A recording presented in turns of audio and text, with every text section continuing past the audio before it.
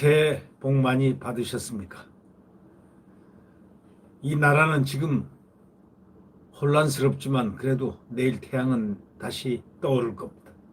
오늘 조선일보에 이런 글이 나왔습니다. 대깨문의 일기, 어느 대깨문의 일기 해가지고 그 이야기가 나왔는데 기자가 취재를 한 건데 참 재미있는 글이라서 한번 소개를 하면서 함께 서로 이렇게 교감을 한번 해보겠습니다. 이 환상의 콤비가 될 수 있었던 문 대통령하고 열성 지지자들, 소위 대깨문은 엄밀히 따지면 대가리가 깨져도 문재인이다. 그래서 대깨문이라고 합니다. 이 맹목적인 지지하고 거듭된 실정이 서로 이렇게 교감하면서 서로를 지금 해치고 말았습니다.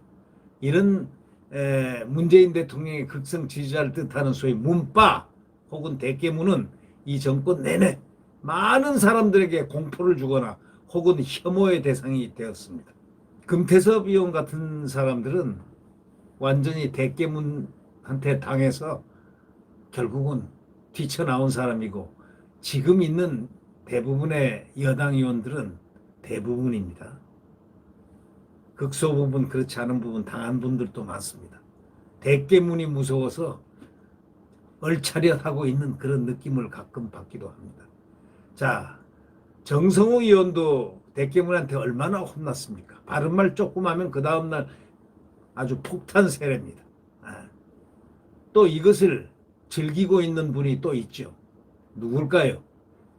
문재인 대통령은 이 대깨문에 대해서 이 문파에 대해서 포악하고 비민주적인 이런 부분에 대해서 조금 제어와 통제를 전혀 하지 않았습니다.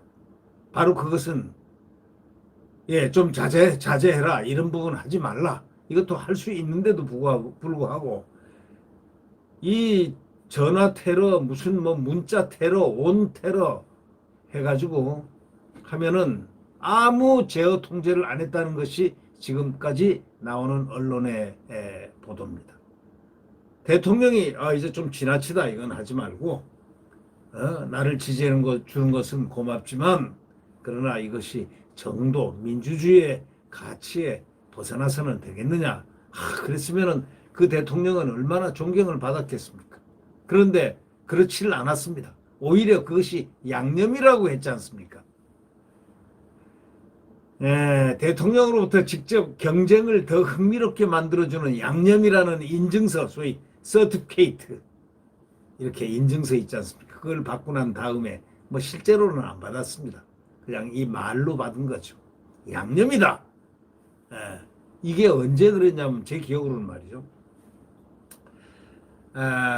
처음 대선 때인 것 같습니다. 처음 대선 때 대선이나 2013년이나 12년경 그때 그 당 대표할 때인가요? 뭐 하여튼 기자가 질문을 했는데 왜 이렇게 대깨문이 좀 이렇게 왜 안 좋은데 이런 식으로 하는데 좀 이렇게 어떻게 생각하느냐 이렇게 얘기했더니 그 양념 아니냐고. 경쟁을 더 흥미롭게 만들어주는 그 양념 아니냐고. 양념이다. 이러고 난 다음부터는 이 대깨문들, 이 문파들은 홍위병처럼 되어갔습니다. 이들은 현실 세계하고 온라인을 가리지 않고 집단으로 몰려다니면서 정말 대통령이 얘기한 양념 같은 일을 했습니다. 여기 이 기자는 이렇게 최규민 기자는 이렇게 얘기합니다. 양념질을 하고 돌아다녔다고. 대통령과 정권에 대한 찬양을 강요하고 또 반대 의견을 가진 사람에게 테러를 문자 테러 그냥 전화 테러 온 테러를 다 일삼았습니다. 여러분 기억하시죠? 대통령이 기억하기로는 충청도는 아산입니다. 아산인가 어딘가 방문해가지고 그 전통시장을 방문해 한 적이 있었죠. 전통시장.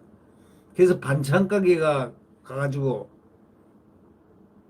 그 전통시장에는 반찬 가게들이 있지 않습니까? 거기 가가지고 방문하니까 대통령이 또 질문을 하나 했어요. 반찬 가게 아주머니가 사장인데 어떻습니까? 요즘 반찬 경기가 어떻습니까? 하니까 그 아주머니가 아주 이 시골에 그 그 풍습대로 그냥 말하는 게 그렇습니다. 아이고 거지 같습니다. 우리 이런 얘기 많이 하지 않습니다. 어떻게 뭐 날씨가 어때? 거기 날씨가 어때? 아우 거지 같아 추워 그냥 뭐 이런다든가 이렇게 뭐 거지 같다는 표현을 했습니다. 그 반찬 가게 주인이 대통령에게 경기가 좀 거지 같습니다. 이렇게 참 시골스러운 아주머님께서 그렇게 얘기를 한마디 딱 했다가 그냥 생전에 알지도 이름도 알지도 못하는 그 문자 마녀 사냥을 엄청 당했습니다. 네. 그게 언론에 많이 떠서 비판을 많이 받았죠. 한 친정부 성향 잡지 편집장 엘리트죠. 페이스북에다가 덤벼라 문바들 하고 썼다가 그냥 불매운동 맞고 노염 걷어달라고 백기투항을 하고 회사를 떠났습니다. 모가지 잘린 거죠. 그러니까. 잡지 표지에 실린 대통령 사진이 지지자들 마음에 안 든다고 그냥 잡지에 가가지고 그런 이유입니다. 고작 그런 이유를 대가지고 한 겁니다. 정부의 우호적이지 않은 보고서를 냈다가 집단 린치를 시달린 한 국책연구소 연구원 몇 달간 불면증에 시달렸다고 토로를 했답니다. 사실상 이제 온라인에 저 대깨문 지지자들, 문바 지지자들이요 각종 커뮤니티 사이트, 망 카페 등을 장악해가지고 기사 댓글에 좌표를 찍고 추천수를 조작하고 또 SNS로 몰려가고 무더기로 악플 달고 난리들이 났습니다. 그들 스스로는 대통령의 든든한 우군이고 깨시민이라고 여겼지만 깨시민이라고 한답니다. 많은 사람들은 이들에게서 광신도 혹은 홍위병의 광기를 느꼈다고 이 대깨문의 일기를 쓴 어느 기자는 말을 하고 있습니다. 조선일보 기자가 그렇게 말하고 있습니다. 이들에게서 광신도 혹은 홍위병이라는 광기를 보았다고 그렇게 쓰고 있습니다. 맞지 않습니까? 여러분들 조국 수호, 응? 조국 수호, 그 다음에 윤석열 비토하는 거 봤죠? 검찰개혁, 조국 수호 검찰개혁 하면서 한 그 광기들을 한번 보십시오. 상상해보면 알 겁니다. 대통령 임기가 이제 막바지에 다다르고 하늘을 찌를 듯한 대깨문의 위세도 예전만 이제 좀 못해질 수밖에 없지요. 아무리 공수처를 만들어대고 뭘 만들어대고 옥죄고 하려고 176석으로 온 법을 다 만들어대도 대한민국의 그 세월은 유수와 같이 흐를 것이다. 이게 자연의 법칙입니다. 그리고 대한민국 국민들은 점점 더 이 정권에 대해서 혹평을 가하고 있다는 사실 여론조사로 나타나고 있지 않습니까? 지금 민주당의 지지율 보십시오. 국민의힘이 잘하는 것도 없는데 김종인이가 뭘 잘합니까? 에? 그냥 여기저기 다니면서 망월동 묘역 찾고 또 뭐 전라도 찾아가지고 그들이 주장하는 무슨 공공의과대학 만들 때 그거 좋다고 승인을 하자 좋다고 하질 않나? 경제 3법 그들이 요구하는 사회주의 그 경제를 투입한 자유민주주의 경제를 무슨 그런 경제 3법을 좋다고 해서 또 승인을 해주지 않나? 인정을 해주지 않나?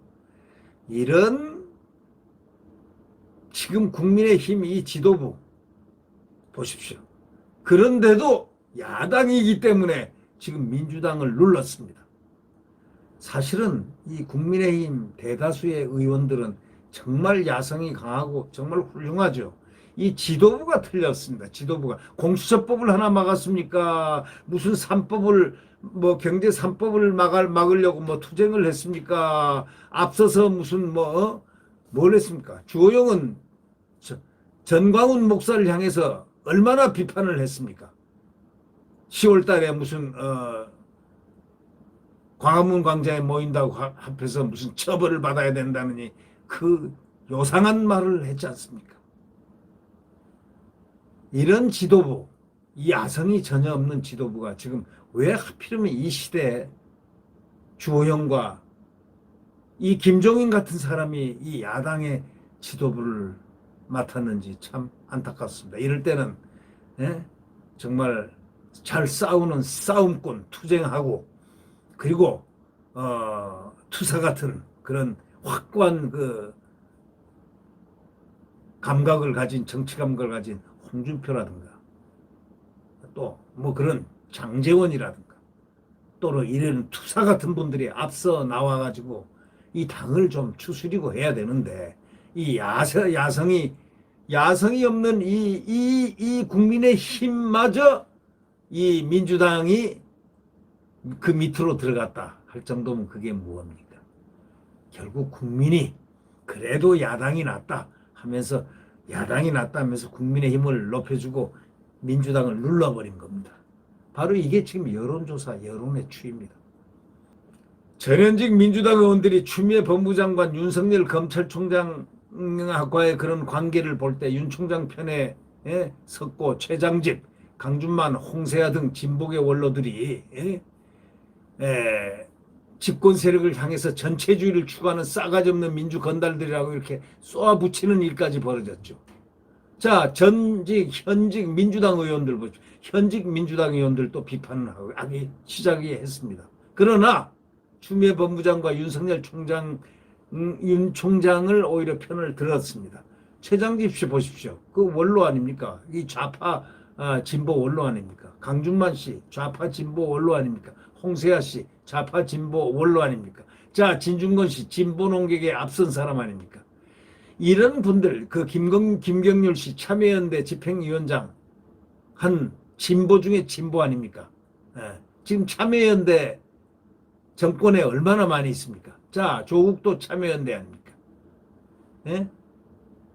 그런데 이분들이 집권 세력을 향해서 전체주의를 추구하는 싸가지 없는 민주 건달이라고 이렇게 쏘아붙이기도 했는데도 불구하고 왜 이런 상황이 벌어지고 있는지를 잘 모르고 있는, 또 민주당 이중대로 불리고 있는 정의당조차 공수처법하고 가덕도 신공항에 대해서 명분도 실리도 없다고 비판했지 않습니까? 다들 대깨문 눈치 보느라고 숨죽였던 정권 초에는 상상하기 어려웠던 일들이 지금 벌어지고 있다. 자, 이거는 허물어져가는 정권이라는 사실을 섭섭하지만 얘기를 하지 않을 수가 없습니다. 상황이 이렇게 된 것은 결국 이 정부가 거듭된 실정을 했기 때문입니다. 추미애 지난날을 한번 보십시오. 지난 1년 추미애의 족적을 보십시오. 그 추미애 족적. 정말 다시 생각하고 싶지도 않은 그 얼굴입니다. 다시 생각하지 싶지 않은 그 이름입니다. 다시 대한민국에서 지난 1년을, 추미애의 1년을 떠올리고 싶지 않은 그런 마음입니다. 소득주도 성장이니 뭐 이상의 말 들어보지 못한 탈원전이니 일자리니 저출산, 뭐 남북관계, 북한에 우리가 못하더라도 백신까지 줘야 돼, 같이 나눠야 한다고 외쳐대는 저 이인영을 한번 보십시오. 주사파 출신 이인영을 한번 보십시오. 검찰 개혁한답시고 멀쩡한 검찰, 정말 살아있는 권력까지 딱 보고 법과 원칙에 따라서 국민을 바라보고 갔던 그 윤석열과 그의 검찰들, 이 정의로운 검찰들 개혁이라는 그런 미명 아래 쓰러져 갔던 그 지난 1년을 한번 생각해 보십시오. 솔직히 말해서 검찰개혁